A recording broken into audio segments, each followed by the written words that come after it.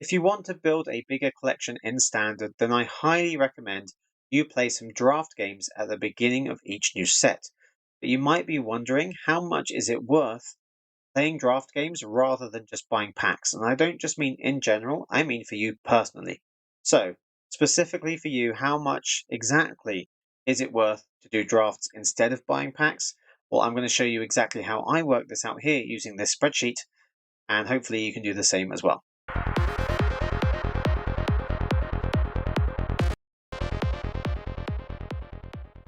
Welcome back to the channel. Don't forget to like this video and subscribe if you haven't already.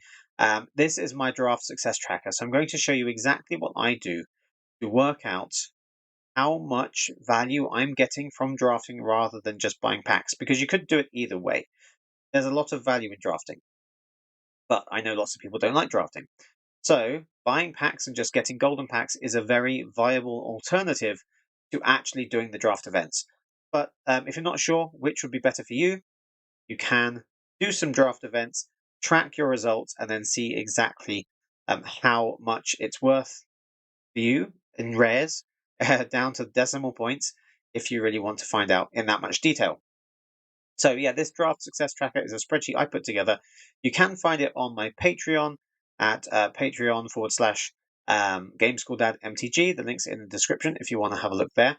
I'm not here specifically to sell this to you. I just want to show you how I work it out. You can make one of these yourself if you really want to, but if you want mine, have a look at Patreon if you want to support the channel a bit more.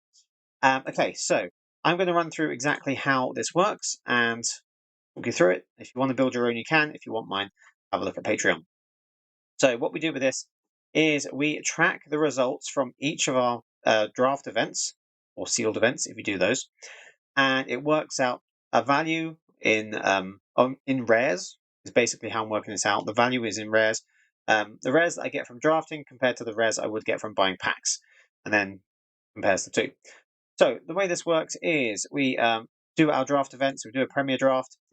We record the number of wins and losses at the end of the event. We have a look at all the rares and mythics that we picked from the draft. And then we fill in the number of packs we got as the reward and the gems we get back as the reward as well. And we also want to keep track of what we've actually paid to enter the event, whether that's in gems or in gold. So if you just pay in gold, fill out this column. If you pay in gems, fill out this column. I generally recommend to pay in gems, as you can probably tell from my results. And in the last column here, we just have the archetype. So you just fill that in based on the cards that you chose, the deck that you used, because you might find that one type of deck works better for you than others. And if you track that, it's interesting to see, if you did really well with Simic, if you did really badly with Boros, whatever it might be, because next time you do a draft event, you might want to choose one over the other. And it's not necessarily that archetype is stronger in the set, but maybe the way you play the game, it just works better for you. Some people are much better at aggro, some people are much better at control, some people are better at different color combinations. So that's kind of why that's there. It's not specifically there for the value overall. Okay, so we fill out all our draft events and it adds up all these values for us. And then we also keep track of the rewards we get as the monthly rank rewards as well. Because if you don't do limited games at all, you might have a constructed rank and get your monthly rank rewards from constructed. But if you don't have a limited rank, then you don't get any. So by doing at least one draft event, you're going to qualify for bronze. And then if you do more, you go up to silver, gold, platinum, and so on. And then obviously you get the monthly rewards from that. So we have to include those in the value you got from drafting, because if you didn't draft, you wouldn't have got those rewards. So like for month one, this is for Wilds of Eldraine for me. In month one, it was September. I got gold. I think I was just below platinum, but ran out of time. And month two, I got silver. I did only a few games. And then month 3 for November, I haven't included that because Lost Caverns of Ixalan is coming out, and I'm going to record my November rank rewards as part of the value I'm getting from drafting Ixalan. Although technically, I do get a tiny bit of extra value this month from Wilds of Eldraine, but you can't count it twice because then you're going to get less accurate results.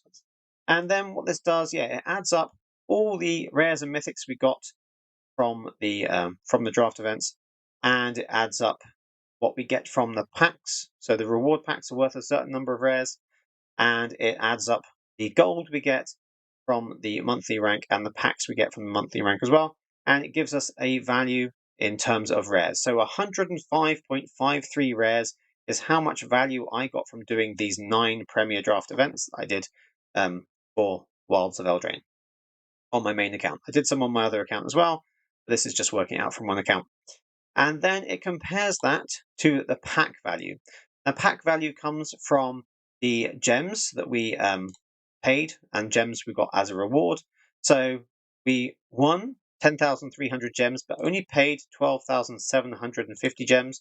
So the net cost there is only 2,450 gems for 9 events, which is about 270 gems per Premier Draft overall. So you can see if you're getting those rewards, you're getting enough rewards back. The gems pretty much pay for your entry fee. So getting a Premier Draft for like 270 gems is not a bad deal. And if I didn't have this one, where I just did terribly, I think I just drew nothing but lands or something. If I got to 3 wins on this particular one, that would have been like another 1,000 gems, which would have meant I spent 1,000 gems less on entering those, which would have made my Premier Drafts, like 150 gems per event or something, which is incredibly low, which is less than the pack. So that's crazy. So yeah, we have a look at basically if I spent 2,450 gems on packs, or gold if we paid in gold, then how many rares would I get from that, including the wild cards and everything? And that would be 21.81. And then we just compare the two. So take 21 away from the 105, and we've got 83 rares worth of profit I got from doing Premier Draft events rather than just spending gems or gold on packs. And then my win rate is 56%. It works it out as well.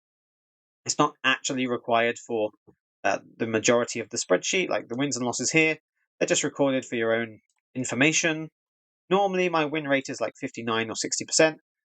This time, slightly worse for whatever reason. It might just be bad luck. It might be that the set didn't work quite so well for me, or who knows why. It's just slightly different. It's just variance. So yeah, that's basically what I got from the set. Now there is a couple of things I need to go over in exactly how these are worked out, because there are some things I would have done differently, and I will do differently next time. So on the rares and mythics that I picked, you can see there's some really high values here, like 7 rares, 2 mythics, 9, 3, 10 rares, 1 mythic.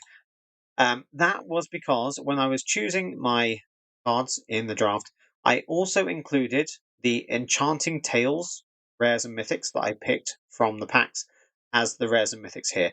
Now, there's a reason why you shouldn't do that if there's like a bonus sheet or some extra things, like in Brothers War, we had retro artifacts.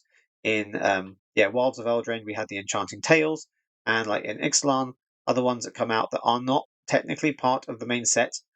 I wouldn't include these on the rares and mythics because it kind of throws out the values a bit.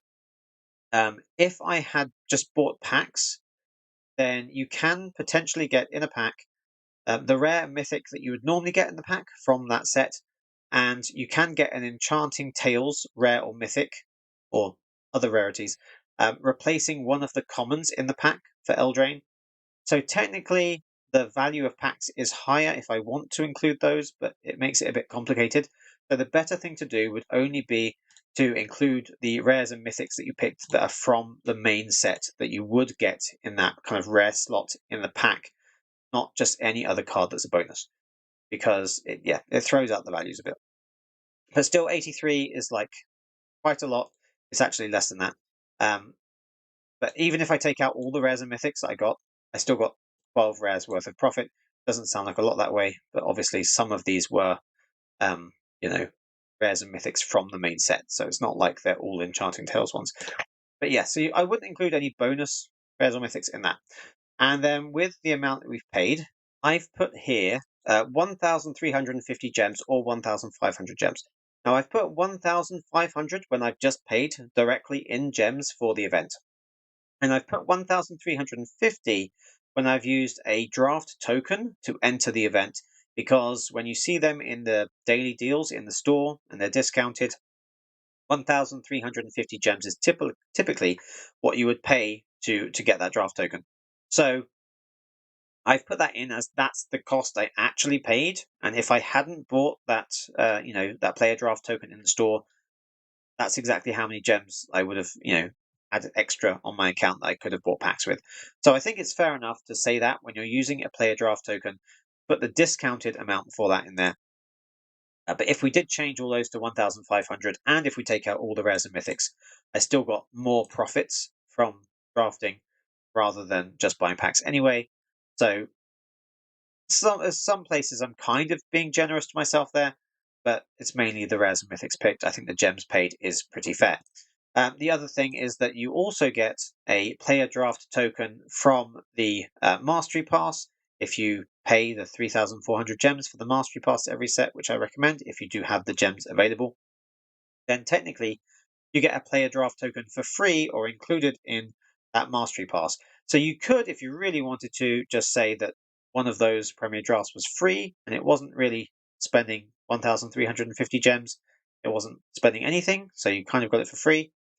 But if you didn't do that draft event, and if you did get the Mastery Pass, you'd have a player draft token in your account that you're not using. You can't exchange that for packs in any other way. So it's kind of there and it is kind of free value. So, like in theory, you might want to take that out, but just leave it in. It's up to you. It doesn't make much difference. If it makes difference to you, just decide which one you're happy with. If you'd rather include that player draft token as a free draft, which it kind of is, or if you want to include that as, if you're working out the value of the Mastery Pass, and the way I would do it is I would say that the Mastery Pass is worth an extra 1,500 gems because you get the entry into a Premier Draft, then you might want to include that here because the way it balances out is kind of makes sense. Okay, so that's basically how it works everything out. Like I said, even if it is kind of generous, if I worked it out in a less generous way, I'm still getting more value from doing drafts than I am from just buying the packs. So that's exactly why I recommend doing drafting rather than just buying packs at the beginning of a set. But it entirely depends on you. You might hate drafting, or you might have never drafted before. If you haven't ever drafted before, I would recommend doing quick draft events instead. The rewards are lower, but the entry cost is also lower. So if you're getting at most 3 wins, or if you're getting less than 3 wins in a quick draft event, that's probably the best place to stay. If you get 3 wins or more regularly in quick draft events, then I'd recommend upgrading to Premier Draft events, and then the rewards are higher for the gems, and so they kind of pay for themselves.